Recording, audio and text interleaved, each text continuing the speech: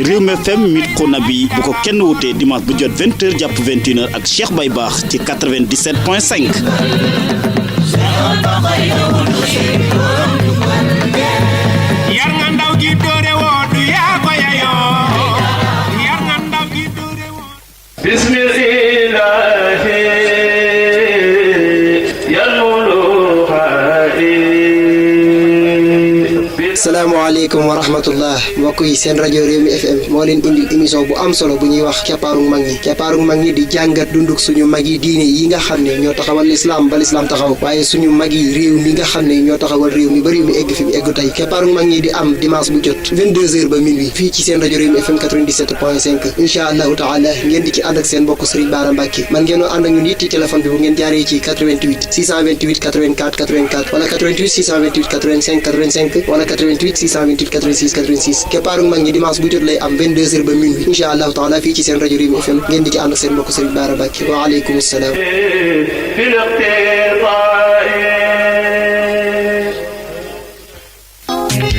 Toute la ville en parle. Toute la ville en parle di seen émission bi waxtaanee lépp luy xew-xew ci biir Sénégal. Toute la ville en parle ak Ndeye Comba Moreau samedi bi muy dalal imam Mactar Ndiaye ak sociologue bi nga xam ne mooy Jean Fall. ñu nar a waxtaanee xale yu ñuy sàkku xale yu ñuy enlever jëm sax ba di leen faat loolu yëpp ci seen émission Toute la ville en parle lay doon samedi bi 10h jàpp 11h ci Rewmi FM 97.5 ak Ndeye Comba Moreau.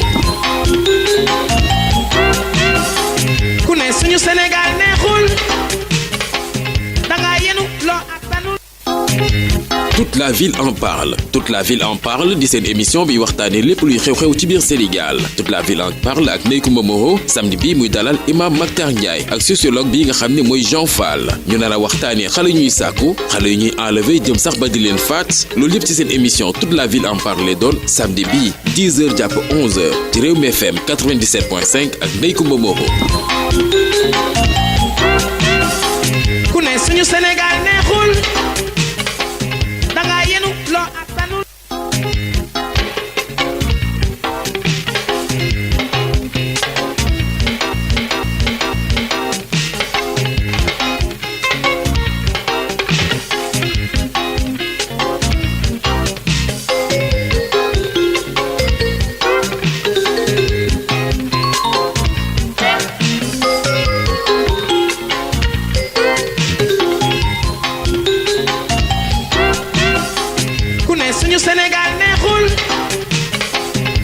yenu loo attanul. asalaamaaleykum ñu ngi nuyu bépp auditeur u Rewmi FM ñi nga xamante ni saa su ne ñooy ànd ak rajo bi di Rewmi FM 97.5 rawatina si émission sociale toute la ville en parle samedi bu jot 10h jàpp 11h ngeen ci ànd ak Ndeye Comba Moreau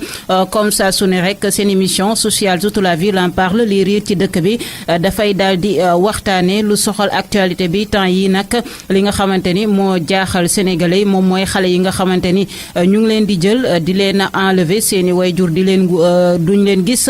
souvent ñu am ñoo xamante ni dañ leen di daal di faat mu nekk loo xamante ni tamit dafa waral nit ñi di taxaw seetlu di laaj lu ni mel lan moo ko waral wante tamit lan moo ciy solution lan mooy responsabilité ñi nga xamante ni ñoom ñooy wayjur yi lan mooy responsabilité état bi ci boppam moo waral tey ji ñu dalal ki nga xamante ni moom mooy imam Mactar Ndiaye nekk foofule ca mosquée bu Liberté 6 ci waxtaan bi tamit daañu jël ki nga xamante ni moom mooy Jean Fall nekk psychosociologue lépp rek ngir daal di waxtaanee xale yooyu ñuy enlever di leen faat di leen violer tey jii sax société civile bi ñu baree bari doon nañ leen jéem a woo ngir ñu mën a toog fii ci plateau bi waxtaanee lu ni mel mais dañuy amal ab marche bu mag a mag actuellement marche bi ñu ngi koy amal société civile bi ñu bari association yu bari yi nga xamante ni dañuy yëngatu ci àq ak yelleefu doomu aadama rawatina tout tànk tey jii ñu ngi amal ay manifestation file ci Dakar ngir ñaawlu mbir moomu le mbir yooyu la nga xamante ni ñu ngi koy teg xale yi ngir rek mu daal di dakk nu mu gën a gaawee kon ñuy nuyu imam Mactar Ndiaye di la dalal jàmm. alhamdulilahi rabbil alamin wasalaatu wasalaamu ala ashrafi al anbiyaai wal mursalin sayyidina wa nabiyina muhammadin wa ala alihi wa sahbihi wa man tabi'ahum bi ihsanin ila yawmi din. Ndeye Comba ñoo ngi lay fay di kontaan lool ci dalal bi di nuyu itam mbokk yi nga xam ne ñoo ngi ñu seetaan ñëpp ak waa kër gi yëpp incha allah di ñaan yàlla yal na yàlla defal tawfiq ci thème bi. bala ñuy dugg ci waxtaan mi ñu déglu quelques éléments yi nga xamante ni soxal na xale yooyu ñuy enlever di leen faat. am na ci bu gën a marqué askan wi maanaam Serigne Fallou moom la nga xamante ni dafa réeroon ay way juróom ñu koy seet yàggul dara ba ñu ko daal di gisee ñu gis nag nañu ko faatee sax gis ko doy na waar ndaxte dañ ko takk ci ab mbuus. donc am na yeneen éléments yoo xamante ni dinañ ko déglu ab sociologue wax ci Maître Assane Dioma Ndiaye ak ñoo xamante ni ñu ngi wër seeni doom yoo xamante ni dañ leen daal di enlever su ko defee ñu ñëw yaatal waxtaan wi. seen bi léegi la xewee poste Médine ci rond point bi benn femme nigériane la bu doon jéem a sàcc benn écolier sénégalais xale bu ndaw waa ji sauvé xale ji da doon jéem a wax ak femme bi ne ko yow xale baa ngi jooy rek doo ko xool lu muy jooy mais ba ko femme bi tontoo la xam ne femme bi déggul olof donc elle n'est pas sénégalaise booy bi xale bi ne ko kii juruma dafa ma bëgg a yóbbu dimbali ma ci la waa ji ñëw nit ñi commencé ko bëgg a dóor mais femme bi dafa bëri woon gàllaaj trop il paraît ba gars yi sax ñemewuñu ko woon justement ci la ci police tombé nag ñu koy dugal ci taxi moom di ko yóbbu léegi nii la xew y a même pas une heure de temps ci wetu poste Médine donc partagé leen ko fléau bi mi ngi fi jógagu fi man ku moon ay dégg rek laa ci amoon mais tey nag bii dafa ma leer nañ foo leen ko mën a partagé leen ko ñu ngi noonu nag ñu ngi koy yóbbu déggul sax olof femme bi c'est une nigériane voilà masqué wu kolu teg ñaari lunetam di jéem voilà luubee nit ñi bëggul woon ñu xool kanam bu baax déggul sax olof parce que bu ñu ko bëggee dóor moom ci boppam moo njëkk a crier amenez-moi à la police donc ngeen xam ne xam nañu baax la ñuy def parce que bu doon seen réew la dañ koy rey mais Sénégal la ñu am sañ-sañ di ko def parce que xam nañu ne fii boo waxee ñu ne on a une police républicaine donc nag coow laa ngi noonu ngeen partagé ko. salaamaaleykum mbokk yi ñun de maa ngi leen di nuyu ku ci ne si tur di ñaan ngeen dimbali ñu ngir yàlla war a sóoli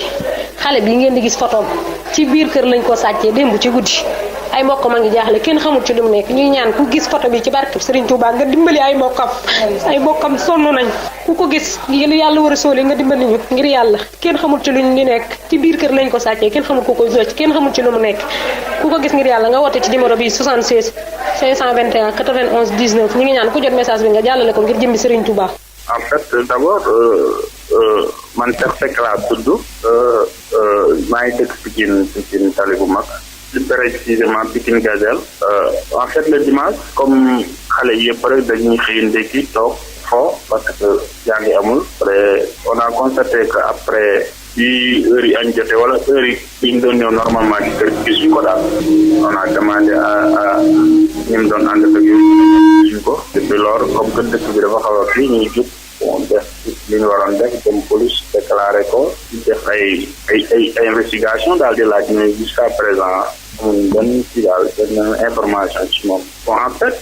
dem nañ à la police au commissariat de Pikine déclaré ko aussi certains presse wax nañoo ñoom ñu bindal ñu def nañ ko ci internet bi publier ko def nañ maximum de partage aussi bon mais depuis loolu daal ay appel de compétit à notre application la ñuy jot mais amaguñ benn information bu concret daal. xale bi Amadou Ndiaye ñaan la tudd 9 ans la am ku ko gis nañu jàppale oote ci personnellement suma numéro 77 324 46 99 wala mu oote ci ma numéro yaay 77 222 18 112. waaw code pénal suñu code pénal dafa prévoir bu doonee ay enlèvement séquestration ay prise d'otage surtout prise d'otage loolu moom daa perpétuité la bu doonee ay enlèvement ak séquestration bu fekkee ne sax amul ay incapacité permanente wala mort d'homme xëy na mun nañ ko tëj ay 5 ans 10 ans mais bu fekkee enlèvement bi séquestration dafa ànd ak faat li ñuy wax assassinat loolu aussi peine à perpétuité la dañ lay tëj sa kii du dund donc ay peine yu sévère la ci code pénal sénégalais prévoir te képp ku ko def aussi war nga xam ne buñ demee ba teg la loxo ba mbir mi leer na yaa ko def surtout nag ci cas yi am fan yi nga xam ne faatu moo ciy topp loolu ak boole ci acte de barbarie non seulement enlèvement séquestration faat mais amputé ay parties du corps loolu moom assassinat civil acte de barbarie loolu perpétuité la amul benn kii buñ ci mun a xalaat leneen donc ku koy def xamal ne loolu moo la ciy fekk dafa am ay conditions yoo xam ne moo koy faciliter mooy nit ñi dañuy dëkk mais xamante wuñu duñu doxalante duñu amul leneen ak leneen ak et cetera loolu moom am na mais cause principale bi mooy ñaawteef boo gis xam nga nit koo gis rek dafa war a am ndak yar ànd ak xel ànd ak benn moral boo xam ne moo ko war a guider. waaw maintenant nag ñu nekkee ci benn société boo xam ne moral boobu amul fenn foo xam ne nit ki jàngal nañ ko c'est-à-dire da ngay juddu dem ba mag kenn du la wax lii bon lii baax fi nga war a jaar li nga warul dara boo xoolee mag yi yaruñu kër yi yaruñu école ba yaruñu état bi yaru ñàkk yar gi ñàkk moral bi ñàkk religion bi boole si encore nga boolewaat ci beneen élément fondamental boo xam ne képp ku mu dal rek mun nañu nee ni que moom la day yomb mooy lan mooy ndóol boole si nag nit ñi bu ñu ndóolee ñoom pour ñoom seen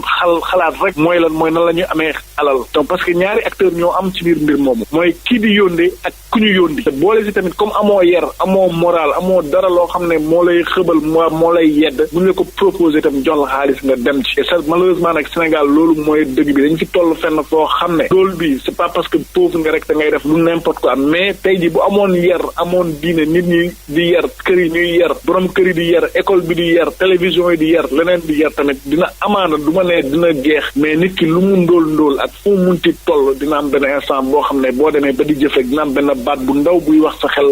defal ndànk est-ce que yow xalaat nga li ngay def donc nit nag base mooy lii tax ñuy ne nite moo tax ñuy wax te nite nag diine moo koy joxe moral moo koy joxe éducation moo koy joxe. mi ngi noonu mu nekk ay témoignage ñoo xamante ni ñu ngi wër seeni doom mu réex ñu déglu tamit ki nga xamante ni juriste la de Maître Assane Dioma Ndiaye di wax loi bi li mu daal di prévoir ñu déglu tamit sociologue boobu di docteur Abdourahmane Kane mu laal benn côté bu am solo muy wàllum éducation imam Makhtar Ndiaye bu ñu ne imam maanaam yéen sujet tabu amul lépp ngeen war a toj yax bi amul lenn loo xamante ni war ngeen ko ignorer ci société bi tey jii mbir mi am fii ci dëkk bu mel ni Sénégal ban analyse nga ci def ban jàngat.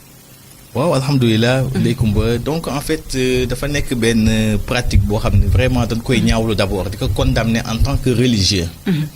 en tant qu'être humain d'abord nit dañ koy ñaawlu. rawatina nekk ay religieux texte muy phénomène boo xam ne vraiment kenn xamul tey jii naka ngeen ko mën a qualifier tey qualificatif boo mën a jël rek jéggi na dayoo. muy pratique boo xam ne vraiment ñaaw na di acte yoo xam ne dafa odieux ignoble waaw vraiment impardonnable ndax lii kenn mosul yaakaar ne nit dina dem ba am sañ-sañu ak fitu jàpp ab gune fab yóbbu enlever ko rek waxuma sax mu def ko dara mais enlever ko yóbbu séquestrer ko wala sax dem ba koy rey di ko daggate def yenn façon yi loolu kenn mosu ko xalaat muy ay mbir yoo xam ne wax dëgg yàlla vraiment dafa laajaat tey nu toogaat def assise suñu société bi toogaat jàngataat société sénégalaise muy ay mbir yoo xam ni en fait constat la ñuy def dañ koy constater en général ci ay veillu élection wala approche élection kenn pointé wul doigt kenn nag mais constat la dañ koy constater en général bu ay approche élection jagee nga dégg en général phénomène yu nu mel ba sax da ngay dem ba mu yàgg sa réflexion li mu lay jox mooy da nga naan parce que nit du def benn acte de barbarie de façon délibérée bu ko defee rek am na lu tax lu ko wax te dañu nekk société boo xam ni pratique mystique daf fi am doole lool ba tax na boo xoolee ñaari rapprochement yooyu dañ koy def à l'approche des élections nga gis ni tam nit tamit du def yenn acte de barbarie yi tamit de façon délibérée tamit da ngay dem ba mu yàgg da nga naan kon sunu réflexion li mu nuy jox mooy lii dañ koy def kon ngir pratique mystique ngir sacrifice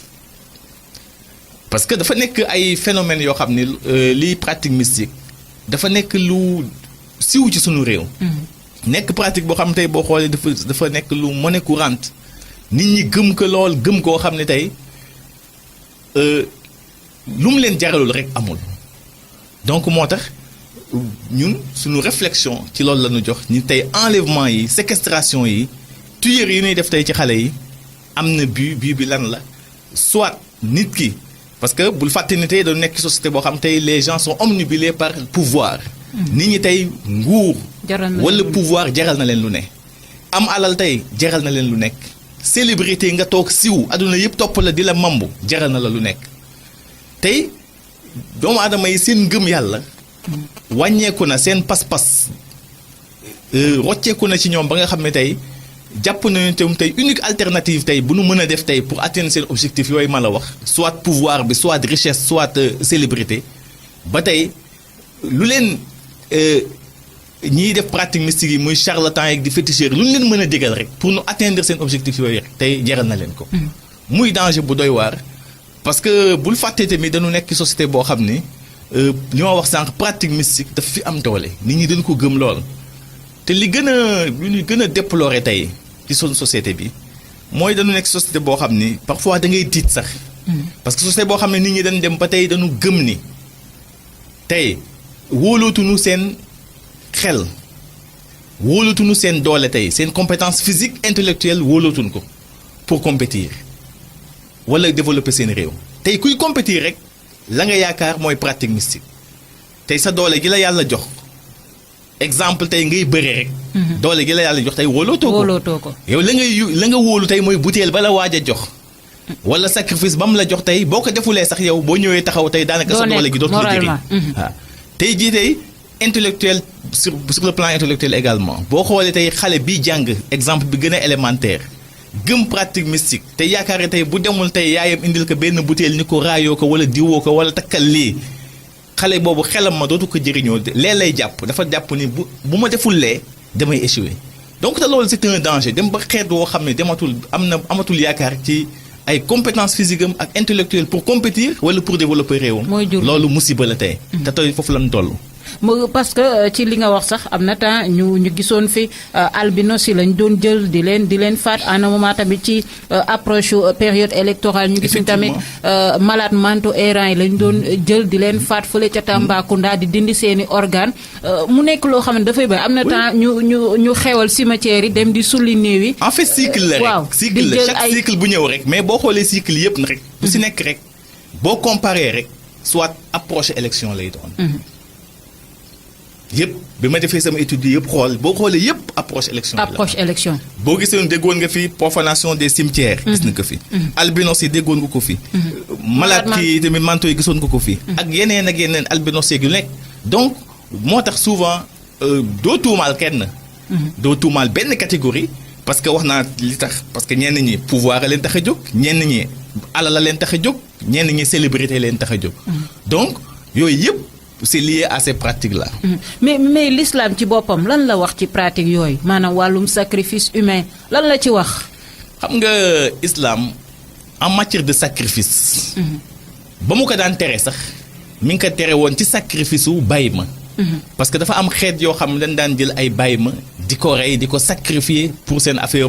ay tuur ak affaire rab yeeg affaire esprit yu demee noonu. boobu la islam condamné woon parce que islam.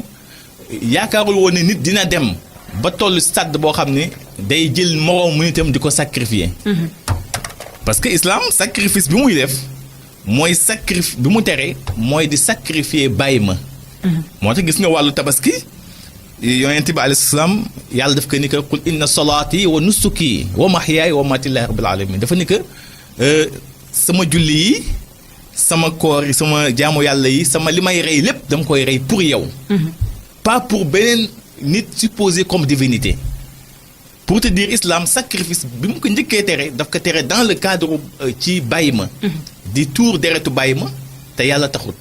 parce que defoon nañu nit du dem mukk ba benn stade boo xam ne ci àdduna bay jël moroomu nitam di ko sacrifier kon nag bu ñu demee ba stade boobu di jël moroomu nitam di ko sacrifier kon loolu musiba la parce que boo xoolee ba ci biir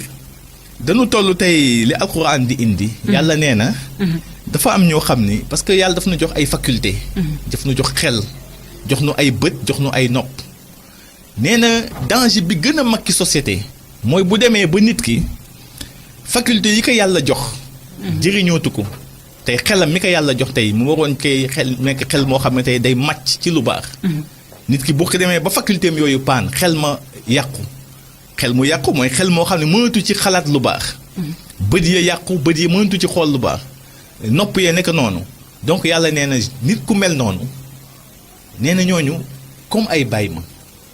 booletu leen ci cadre nit mais cadre bàyyi ma la leen boole dem na sax ba mu yàgg sax mu ni sax ñooñu sax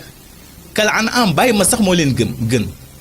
kon bu yàlla demee bay assimiler nit koo xam ni faculté yu ko yàlla wërsëgal jëriñootu ko kooku nee na bàyyi ma sax rekatane te tey boo xoolee tey pratique yi ngay gis ci société bi en fait c'est des pratiques yoo xam ne tey bàyyi ma yi sax weesu nañ ko ñu naan nit moo koy def mais est-ce que imam l'islam ci boppam reconnaître na li nga xamante ni moom mooy mystique parce que am na ñoo xam ni gëmuñ mystique si am ñoo xam ni gëm nañ ko pratique mystique l'islam lu mu ci wax mais l'islam daf ko indi parce que am na ñu koy def dem na ba ci alquran mu ni ta'allamuuna sihra maa yufarriquuna bayna al mar'i wa zawji ni pratique mystique am na mooy ñi nga xam ne dañuy lëkkoog seytaan di jëfandikoo seytaan di leen dooleel ñuy def seeni pexe yoo xam ne dem na sax ba mën a yàq diggante jëkkër ak jabar mën a indi ci penc mi ay féewaloo islam indi na ko am na mais ni mu amee tamit noonu lam la ko dàqee tamit parce que nee na ku koy def rek pratique mystique synonyme de mécréance la ku ko def rek daa na ko weddi nga mais imam na koy gisee ci dëkk bu mel ni réewu Sénégal ñu ne 95 wala 18% yëpp ay musulmans lañu maanaam ay jullit lañu dañu gëm yàlla gën yonentam te l'islam ci boppam dàq côté mystique mais nga gis ni wax nga ko sànq ñëpp ngay gis ko am compétence wóoluwul compétence am ku am doole wóoluwul doole mais foog nga jël mystique bi jiital ko doog a am confiance psychologiquement nga doog a pare mais loolu lan moo koy expliquer te ñëpp nee nañ loolu li koy expliquer rek benn affaire la mooy feebaru pas-pas parce que gis nga islam ngëm yàlla wax ko ci làmmiñ yomb na mais ngëm dafa nekk loo xam ne ci xol la moo tax boo xoolee ci sharia en général livre yi ñu ciy jàng yépp chapitre 1 bi lan la daf lay jàngal ci benn matière bu ñuy wax tawxiid fexe dëggal sa ngëm fexe en fait vacciné la ci ngëm goo xam ni boo ko amee amatul leneen lu la mën a impressionné ci kaw suuf léegi nag pas-pas boobu muy tawxiid boobu loolu bu ko nit ki amul rek daanaka sa pratique benn du ci baax même julli yi ngay julli parce que da ngay julli nii pour la forme comme sport rek da ngay woor nii comme ni ñaa ngi woor da ngay dem màkk ni ñaa ngi dem mais fekk ne yow bàyyi nga pilier bu essentiel bu fondamental te mooy ngëm googu gis nga ngëm googu mooy lépp ci nit donc nag ñun tey suñu problème mooy ngëm googu la ñu manqué te ngëm googu boo xoolee même 5 piliers yi pilier bi njëkk bi shahadatu an laa ilaha illa allah mooy seede gëm ne amul ku nu war a jaamu ku dul yàlla te Muhammad yonentam la xam nga loolu mooy pilier bi njëkk loolu nag du lu nuy wax rek waaye lu ñuy dëggal la ci xol di ko wax ci làmmiñ di ko dëggal tam ci ay cër tamit loolu nag bu ko nit ki amulee nag daanaka moom musulman boobu dënnoo la rek dënnoo la mooy waral yi yëpp nag di am ñu ngi leen di fàttali yéen a ngi suivre seen émission sociale toute la ville en parle tey jii ñuy waxtaanee xale yi ñuy jël di leen enlever di leen faat di leen violer ñu dalal ci imam Mokhtar Ndiaye war cee jël léegi Jean Fall est-ce que Jean Fall yaa ngi ñuy déglu allo est-ce que Jean Fall yaa ngi ñuy dégg nekk psychosociologue allo Jean xam naa dégg-dégg bi demeewul noonu daañu jokkoo ak moom léegi imam dinañ la laaj tamit